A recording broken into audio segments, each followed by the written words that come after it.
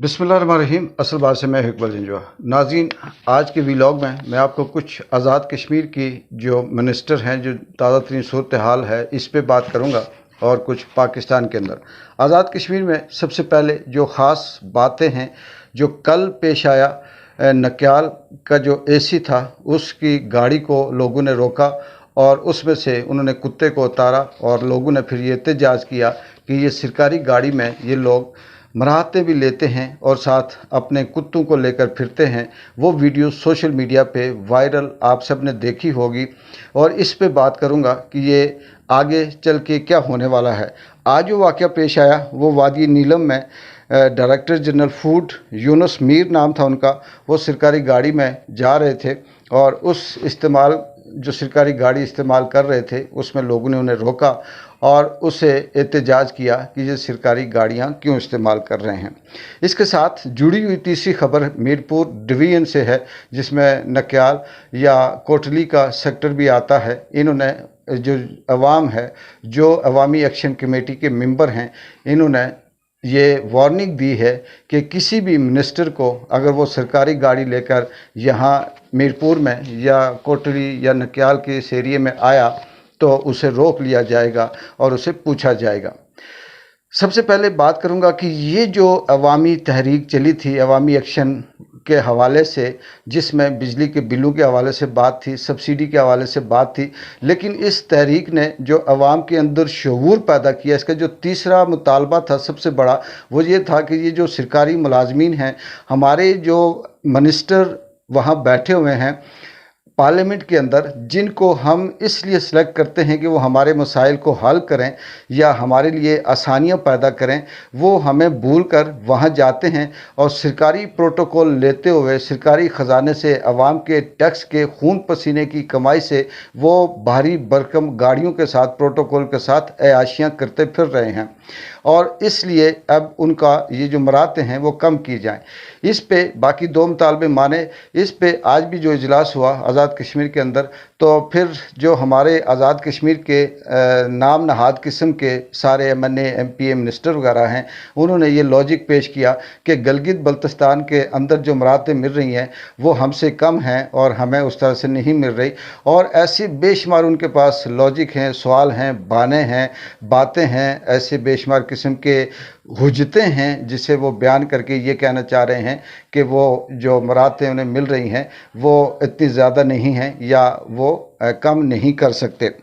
तो इस तहरीक ने जो शऊर पैदा किया, शऊर जो पहले से इनके अंदर अवाम के अंदर होता है, कहीं भी कभी भी किसी भी जगह पे अगर कोई चिंगारी फूटती है तो इसका मतलब हरगिज़ ये नहीं होता कि वो चिंगारी उसी वक्त वहाँ लगी सुलगी और वो शोला बना और आग बन गई। वो कहीं ना कहीं चिंगारी पहले से होती है और उसे आस्ता आस्ता वक्त हवा दे रहा होता है और जब वक्त आता है तो वो बाद में शोला बन जाती है। आज़ाद कश्मीर के लोग, कल भी मैंने अपने व्लॉग से पे बात की थी कि ये मायूस भी थे, नाउम्मीद भी थे और ये तंग आ चुके थे इन सारे सिस्टम के अंदर कि एक मिनिस्टर आता है, जब इलेक्शन का टाइम होता है वो गले भी मिलता है, वो सबके घर भी जाता है, वो उनका नाम भी जानता है और उसके बाद अगर छोटी सी बात भी हो, दरख्वास्त भी अगर साइन करनी हो तो वो मिनिस्टर मिलता नहीं है। फिर उसके बाद वो अपनी मर्ज़ी के AC DC SP थानेदार ये सारे लेके वो अपनी मर्ज़ी से MNA आता है। लेकिन आम आदमी जिसके लिए ये तमाम इंतज़ामिया रखी गई हैं, चाहे वो AC हों, DC हों, पटवारी हों या तहसीलदार हों या इसके अलावा थाने के अंदर SP SHO हों, ये आवाम की खिदमत के लिए होते हैं। इनकी तनख्वाह या इनकी ड्यूटी सिर्फ़ और सिर्फ आवाम के मसाइल को हल करना होता है। लेकिन यहाँ एक आम आदमी दरख्वास्त को साइन करवाना है, चाहे उसने अपना कोई डोमिसाइल बनवाना है या कोई सर्टिफिकेट बनवाना है या डेथ सर्टिफिकेट बनवाना है या बर्थ सर्टिफिकेट बनवाना है या किसी किस्म की कोई स्कीम के हवाले से, मुश्किल के हवाले से कोई दरख्वास्त देनी है, तो उस आम आदमी को इतने पापड़ बेलने पड़ते हैं कि वो उतनी मुश्किल में होता है कि जितनी जदोजहद करके अगर वो हो सकता है कि वो अमेरिका के प्राइम मिनिस्टर से मिल ले, लेकिन यहाँ के जो MNA MPA या DC AC होते हैं इनसे मिलना उनके लिए मुश्किल होता है। तो ये वो लावा अंदर ही अंदर जो पकता था और उसने अवामी एक्शन कमेटी के रूप में जब वो निकला तो फिर अवाम के अंदर ये शऊर भी आया کہ اب دوسرا راستہ یہ ہے کہ یہ جو منسٹر ہیں اگر یہ اپنی مراتیں کم نہیں کرتے تو آزاد کشمیر کے تمام وہ باشعور ایریا جس کے اندر راولہ کوٹ بھی ہے، میرپور ہے، کوٹلی ہے، نکیال ہے،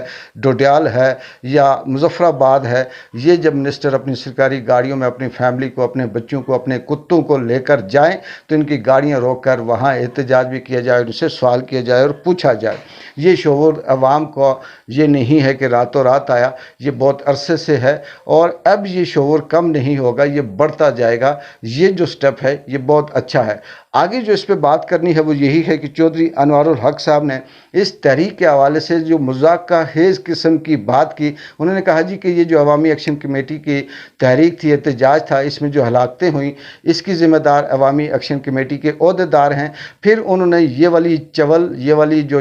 جبڑی ہے یہ بھی ماری کہ ہمیں پتہ ہے کہ اس کے پیچھے را کا ہاتھ تھا، انڈیا کا ہاتھ تھا اور ہمارے پاس ثبوت آ گئے ہیں، یہ ان کے کہنے پہ یا ان کی مدد سے یا ان کی سپورٹ سے یہ سب کچھ کیا گیا۔ ایسے بیان پہ شرم آنی چاہیے اور اس طرح کے بیانات دیتے ہوئے انہیں خود سوچنا چاہیے کہ جہاں یہ بے بس ہوتے ہیں، یہاں یہ جھوٹے ہوتے ہیں،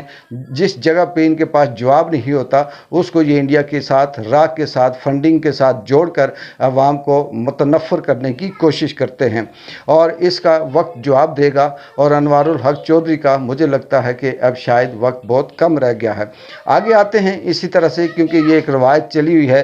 میں نے فاروق حیدر صاحب، جن کو بہت سے لوگ یہ کہتے ہیں کہ یہ نیشنلسٹ نظریہ رکھتے ہیں، بہت سے لوگ کہتے ہیں کہ یہ فاروق حیدر صاحب بہت سخت ہیں، بہت اچھے ہیں، لیکن ان کی صبح میں ایک ویڈیو سوشل میڈیا پہ سن رہا تھا جس میں صحافی ان سے پوچھ رہا تھا اس تحریک کے حوالے سے، تو وہ یہ کہتے ہیں کہ یہ کون سی تحریک ہے، کیا یہ تحریک آزادی تو نہیں ہے، یہ کوئی تحریک کشمیر تو نہیں ہے، تحریک پاکستان تو نہیں ہے، آپ لوگوں نے ان عوامی ایکشن کمیٹی والوں کو سر پہ چڑھا دیا اور یہ سارے کا سارا آپ کے سامنے ہے کہ ایسے ہی آپ وہ کرتے ہو، کوئی تحریک وحریک نہیں ہے، یہ سب ایسے ڈرامہ ہے، یہ اس کے پیچھے کوئی اور مقاصد ہے۔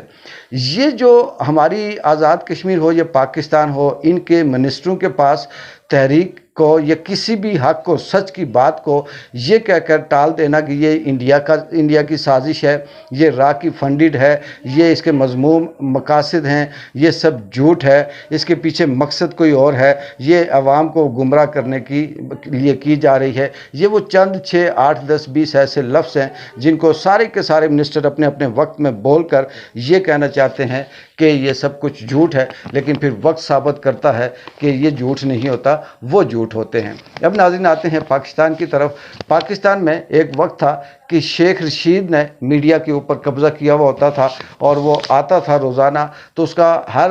پروگرام کے اندر یہ دعویٰ ہوتا تھا کہ میں نہ ہوں تو لوگ پروگرام دیکھنا چھوڑ دیتے ہیں، میں نہ ہوں تو لوگ پروگرام سنتے ہی نہیں ہیں، میری وجہ سے ٹی وی کی ریٹنگ یہ جاتی ہے۔ لیکن اس کے بعد اس کے ساتھ کیا ہوا، وہ کس کا چہتا تھا، کون اسے لاتا تھا اور کس طرح سے اس کی ریٹنگ تھی، یہ ساری کی ساری آپ کے سامنے ہے۔ لیکن شیخ رشید کے بعد اب وہ والی سیٹ فیصل وابڈا نے سنبھالی اور فیصل وابڈا آتا ہے، کبھی ادھر جپھی دیتا ہے، کبھی ادھر جپھی دیتا ہے، کبھی ہجڑوں کی طرح تاڑیاں بجا کر بات کرتا ہے، کبھی کچھ کہتا ہے، کبھی کچھ کہتا ہے۔ ایک بیان میں وہ خود اپنے آپ کا جھوٹا کہتا ہے، پھر دوسرے بیان میں اس کی نفی کرتا ہے اور آج وہ اسی منصب پہ ہے۔ کبھی وہ پگڑیاں اچھالتا ہے، کبھی پگڑیوں کا فٹ بال بناتا ہے اور اس لیے اس سے زیادہ مرچیں لگی ہوئی ہیں کہ اس کو یہ جو پراپرٹی لیکس دبئی کے اندر پاکستان کے سیاستدانوں کی، پاکستان کے بیوروکریٹس کی، پاکستان کی اسٹیبلشمنٹ کی جو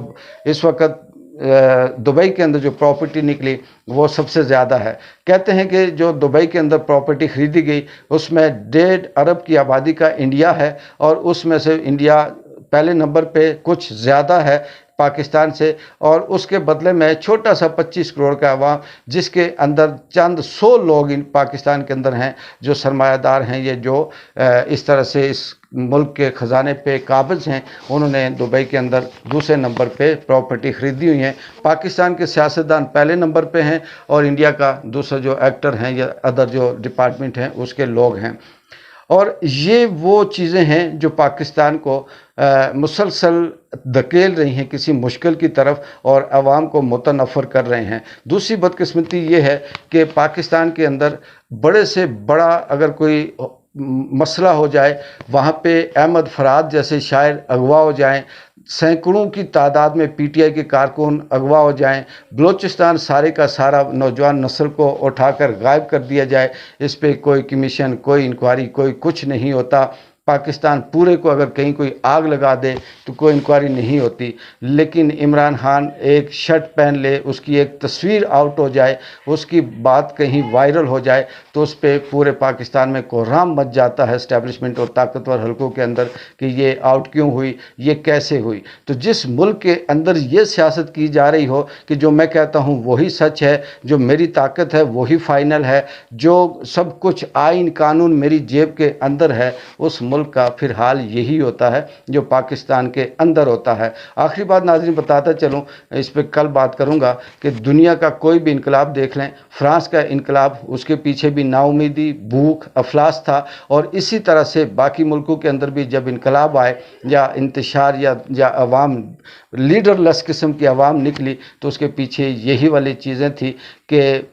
नाउमीदी थी और बेरोज़गारी थी, फिर अवाम साथ साथ जो महंगाई, भूख, नंग थी, वो सारे का सारा सिलसिला था। फ्रांस का इनकलाब या फ्रांस के इनकलाब के वक्त जो हालात थे वो और आज जो कश्मीर और पाकिस्तान के हालात हैं इस वक्त, इनके अंदर सिर्फ 19-20 का फ़र्क है, बाकी सब कुछ वही है। और मुझे लगता है कि अवाम इस नहज तक पहुंच सकती है कि वो ये कहेगी या मैं मरूंगा या मैं बचूंगा। अगर मरने के लिए सब निकल जाएं तो फिर वो कुछ भी हासिल करके आ सकते हैं। अवामी एक्शन कमेटी का जितना भी वो जो लोग थे, एहतजाज था, वो सब दिलों के अंदर कफन बांध कर निकले हुए थे, इसीलिए अल्लाह ताला ने उनको कामयाबी भी दी। अब देखते हैं कि कल तक क्या नई डेवलपमेंट होती है और पाकिस्तान में कौन कौन से ऐसे नए ड्रामे, नए स्क्रिप्ट और नए अजूबे कश्मीर और पाकिस्तान के अंदर रूनुमा होते हैं। तब तक के लिए इकबाल जिंजो को इजाज़त दें। अल्लाह हाफिज़।